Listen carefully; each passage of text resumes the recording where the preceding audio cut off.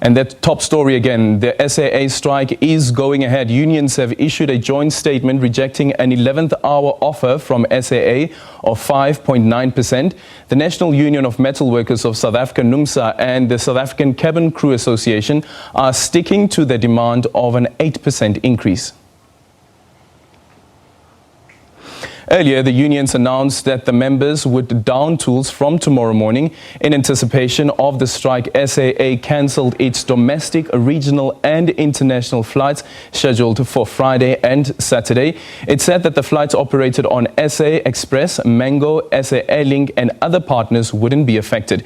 The unions are also demanding that contracts to outsourced workers be insourced. They say the airline wasted money on non-labour issues. If SAA was to meet the wage demand of 8% from workers, this would cost the airline approximately 100 million per annum. In other words, the cost of 2 days flight cancellation is equivalent to our entire wage demand for the whole year, which is far less than the daily cost of cancelling flights. It is therefore senseless that management would choose an option which deliberately deepens the financial crisis at the airline. The board and executive management has demonstrated once again through this offer that they are defending corruption. It is tolerating thieves and the looting of the airline. For more on this, we are now joined by Daily Maverick journalist Sikonathi Mantshantsha, who joins us on Skype. Sikonathi, good evening and welcome to The Full View. Just listening into what Phakamile Hlubi-Majola had to say there, the spokesperson of NUMSA, does it come as a surprise at all? And just listening to how she tallied those numbers, do those numbers make sense? Absolutely. Of course, speeches and statements are designed to achieve a certain outcome. And that is what Phakamile Hlubi-Majola has actually done to give a certain message. And that message is that the management of South African Airways is being unreasonable. They, workers, are being reasonable. So she's achieving what she's sought to do, which is her speech is half the story. So you have not had the management side on that speech. And the management side, as we just heard, Francis heard while speaking to the spokesperson of SAA, is that, well, yes, it may just cost us over 100 million rands over the 2-day strike, but the full story is that the cost of a 8% increase would cost us 183 million rand annually, not just 1 year, annually. The first thing to start with, South African Airways has been bankrupt and has accumulated losses of 28 billion rands over the past 13 years. Except for taxpayers, there would be no South African Airways. So that's the starting point. The second point, it is governed in terms of the Public Finance Management Act, which actually demands that before management can make any financial commitment, there must be the funds available to pay for that. Now, if you saw the statement from South African Airways, it said we'll give you a 5.9% wage increase, subject to the funds being available from lenders. In other words, we don't even have the money to pay this 5.9% increase that we are offering you. We still are going to go borrow the money, which still has to be paid back. That on its own is a contravention of the Public Finance Management Act for an entity that should have died long ago if it cannot compete. So you say that already that the management of SAA is on a wrong foot? Yes, it is breaking the law. The Public Finance Management Act demands that before you make a financial commitment, you must have the means to pay for it. Don't you that think statement, SAA says this offer is subject to the availability of funds. And it says from lenders, in other words, it's still owing 21 billion rand that it cannot pay back. It says we are making a commitment to go borrow more money in order to pay wages. Don't you think that the basis of giving that assurance that they'll be able to give the 5.9% increase is on the basis of their calculations that if you look at their strategic plan, they believe that by 2021 at least, SAA would be able to break even? SAA will be able to break even only if they do what they have said they would do, and the government actually gives them the 21 billion rand they're asking for. The 5.9%, look at the statement clearly again. They say we will go borrow money in order to pay salaries. So we don't even have the money to continue paying salaries currently, but they are making another commitment which is illegal in terms of the Finance Management, Public Finance Management Act. So South African Airways is bankrupt and has been bankrupt not only for the past 13 years, but it is totally not viable as it stands. How do you factor in this decision to lay off at least 944 workers? Look, management has to do what they can do to keep the company going. So they are saying this will save about 700 million rands if they laid off the 944 workers. Now, the trade unions, of course, it is their job to defend employees and their members. If they don't do that, then they are out of business. So they have to to push back as much as they can. But in reality, South African Airways is employing at least 5,000 too many people, has been bankrupt, as I have said. It's being kept afloat by you and I through our tax funds for absolutely no other reason than to pay the salaries of the trade union members.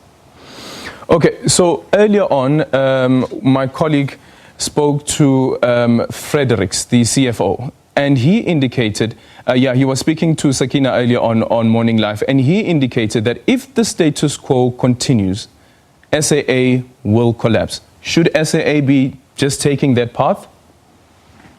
Adrian, the first thing to admit here, South African Airways only exists to employ people, not to provide the service of flying people around passengers for a fee. All other commercial airlines have been doing that better, more efficiently, and more successfully than South African Airways. Management is trying to keep it going. If he is correct, Mr. Fredericks, in saying if this strike goes ahead and it collapses the company, we may reach a point of no return. South African Airways is not an ESCOM.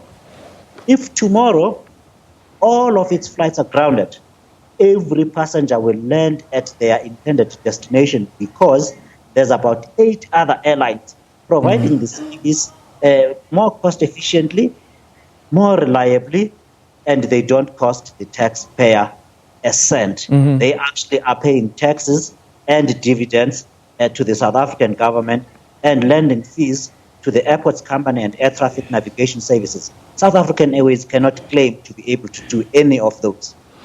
The argument from the unions is that SAA is spending more money on fuel. Sure, its business is to buy fuel and fly. Do they want SAA to spend more money on people, on the employees? Well, their argument is that the fuel could be made available much cheaply if SAA went to bigger suppliers instead of the local ones that they have procured. The first thing to note here, Arjun, is that the price of fuel is public consumption, is a matter of public knowledge. So, of course, the Public Finance Management Act, under which SAA is administered, is in itself very red tape heavy. It demands that there's competition amongst suppliers. It demands a transparent supply procurement processes, which indeed delay decisions and are not usually in the best in a competitive industry, which is what Uyani Jahana cited in his resignation letter. He said he's not able to operate if South African Airways must report both to National Treasury, to the Transport Department, and to Public Enterprises Department. So the unions have a point. Do they want to change the law? Let's have that conversation about the shareholders. Isn't that the first thing that needs to be dealt with? That one line that this is the marching orders, and the marching orders will be coming from one particular shareholder, which could possibly be the Department of Public Enterprises, or maybe even the Department Treasury. If you do that and change the law and deal with the South African Airways in a manner that caters only for the needs of South African Airways. Why can't you then extend the same jurisdiction or process to the SABC, for example, to Petro SA, to Janelle, to everybody? The fact of the matter is the government and any government should not be in the business of flying people around. There are commercial companies that are doing that much better, profitably. Comair has been profitable for the last 72 years. It operates, of course, it's a different business, but they have been profitable for 72 years. And South African Airways, for its 95 years of existence, it has actually not been viable during the apartheid time and now.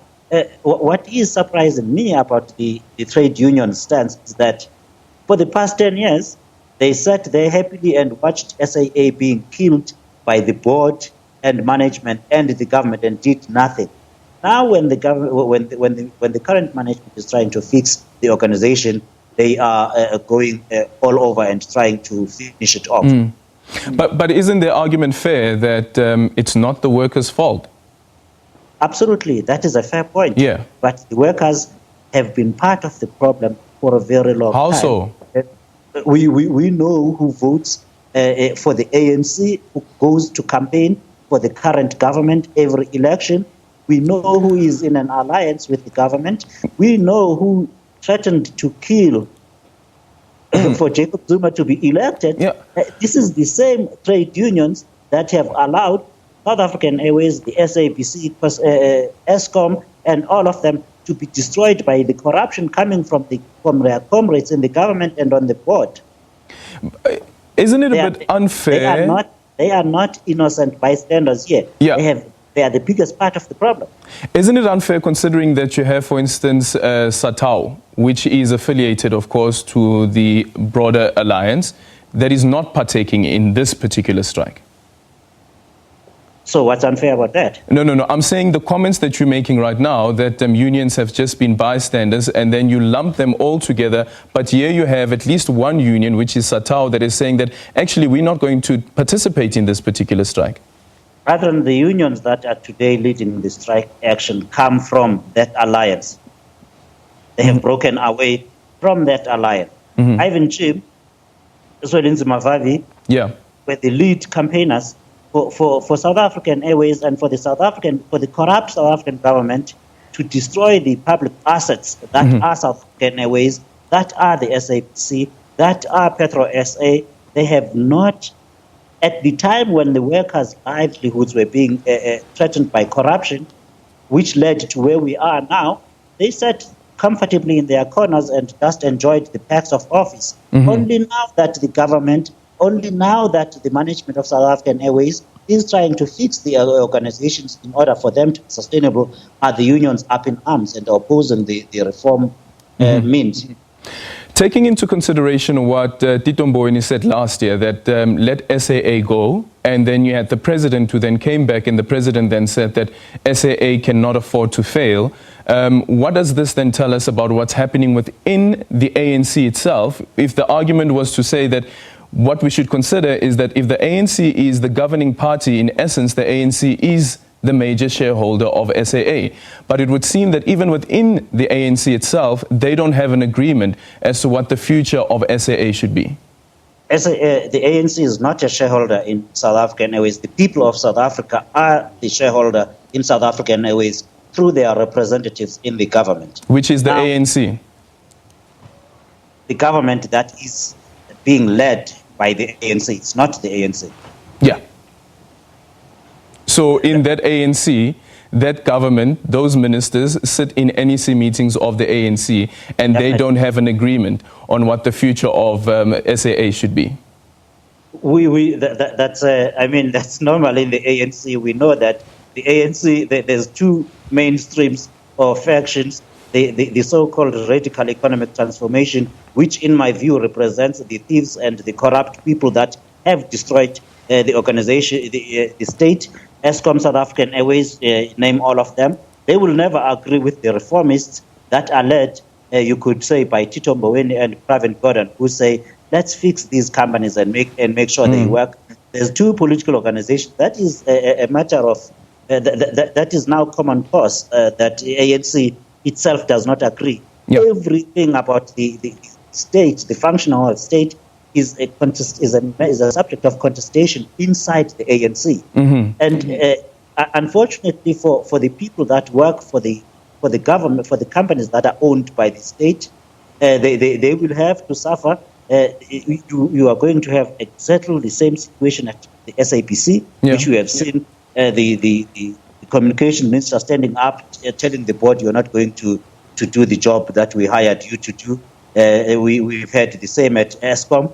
Again, the government standing up and saying, you're not going to do the job of managing this company. We, as the ANC in the government, will tell you what to do, and that is continue wasting money and threatening survival of these companies until it is too late. That is the reality of South Africa. What about an equity partner? Do you think that would work? Again, that it will not be permitted by the radical economic transformation side of the ANC. We don't just need a minority strategic equity partner for all these organizations. We need proper professional investors and professional managers to take majority stakes so these companies. I'm talking everything from the SABC to Eskom to South African Airways to Petro SA. Anything that can still function in the normal real world where it must compete for its survival, we need proper managers. I'm sure nobody in their right mind still believes that any government which has failed for 90 years to run South African Airways can still be able to do so. Certainly not one that has been failing for the past 25 years. There's no way it can still manage to run any business. You have seen all the companies owned by the state are bankrupt. You can name all of them, from the post office. Everything that is owned by the government has been bankrupt for the past 20 years, and there's just no other way that the people who know what they are doing run the company. Yeah. So I think it also goes back to that question around the executives who are appointed to lead these institutions as well as the board members. Let's look at it this way. The best skilled executive, would you want to go work for Eskom or South African Airways and be controlled by trade unions whose only interest is to protect jobs that should not exist in the first place?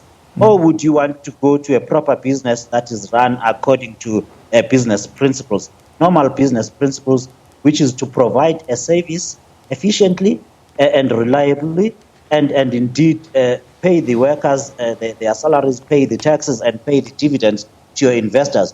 Or would you go to a political minefield, the West, that is South African Airways or the SABC or Eskom or Post Office? You will necessarily always have the worst of the talent that you can get that will go to these state-owned companies, because the environment is not conducive to professional management.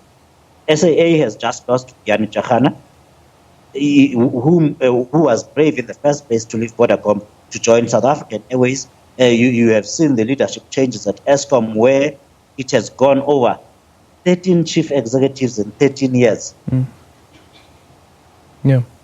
Yeah, it certainly paints a bleak picture of what's happening in the SOEs. Thank you so much for your time. Sikonathi Mantshantsha, Daily Maverick journalist, joining us there. We continue with the full view after this.